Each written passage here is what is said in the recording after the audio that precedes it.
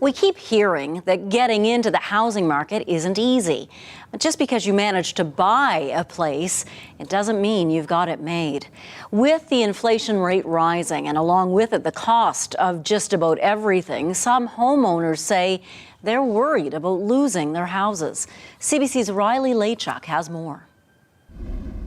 For Gordon McCrae, buying this century-old home in Brandon was a happy moment in his life.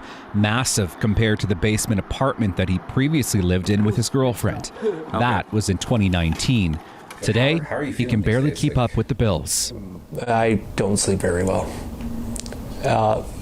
All I'm thinking about is how much longer before I actually lose my house.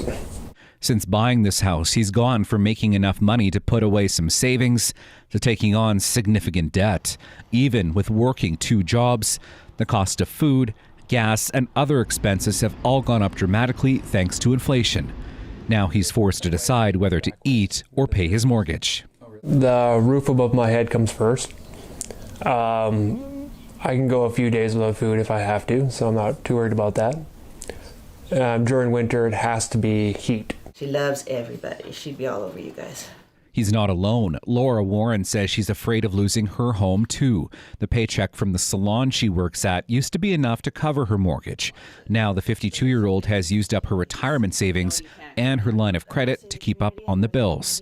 She's worried she won't be able to keep the house. The thought that I might not be able to afford my house and might have to move, it's definitely there. And I mean, I know with the housing market right now, sure, I'd probably make money on it, but then what? One expert says while some may have the option to downsize, others aren't so lucky. And while the federal government has pledged a national housing strategy to help keep people in their homes, it could be too little, too late for some.